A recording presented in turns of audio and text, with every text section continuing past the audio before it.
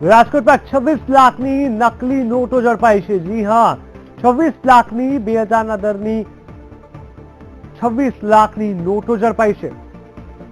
Crime બ્રાન્ચે 2000ના દરની 26 લાખની નોટને ઝડપી લીધી છે અને એના બધો તપાસ ચાલે છે। વિગતવાર આપને હું થોડી દેર પછી જણાવીશ કઈ રીતે છે એની વિગતવાર આપણે કહીશું પૂરી વાત વિગતવાર। ઠીક। તો આ ઝડપાયેલા બંને આરોપી કચ્છના રહેવાસી છે।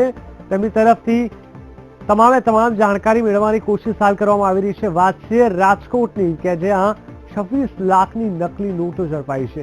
ક્રાઇમ બ્રાન્ચે 2000ના દરની 26 લાખની નોટોને ઝડપી લીધી છે, જેને લઈને 2 આરોપીની ધરપકડ પણ કરી લેવામાં આવી છે। 2 શખ્સોની ક્રાઇમ બ્રાન્ચે ધરપકડ કરી છે। હાલ તેમની પૂછપરછ હાથ ધરવામાં આવી છે। હનુમાન મઠી પાસેથી આ નકલી નોટો ઝડપાઈ છે।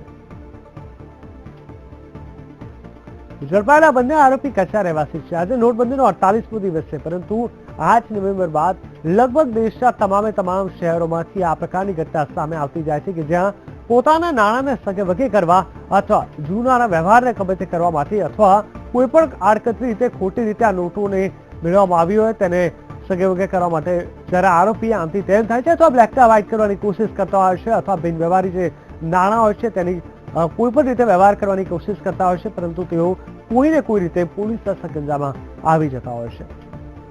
હનુમાન મઢી પાસેની આ ઘટના છે અને આ બંને આરોપીની અગર જો વાત કરવામાં આવે તો ઝડપાયેલા બંને આરોપી કચ્છના રહેવાસી છે।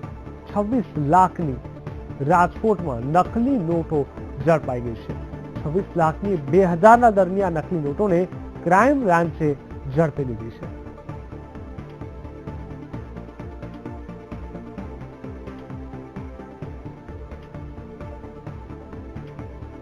એક બાદ એક જ્યારે આરોપીઓ જ્યારે સામે આવતા જાય છે ત્યારે આ પ્રકારના હિસાબ કિતાબને લઈને પણ આગળ વાત વધતી હોય છે। હવે જ્યારે આ 2 આરોપીને પકડી લેવામાં આવ્યા છે ત્યારે ચોક્કસથી ક્રાઇમ બ્રાન્ચ દ્વારા આ બંને આરોપીઓની પૂછપરછ હાથ ધરવામાં આવશે। સઘન પૂછપરછ બાદ જ ખ્યાલ આવશે કે આખરે આ કેવી રીતે આ હિસાબ કરવામાં આવતો હતો, ક્યાંથી આ નોટો આવી હતી, કયા વ્યવહાર આપવામાં આવી હતી।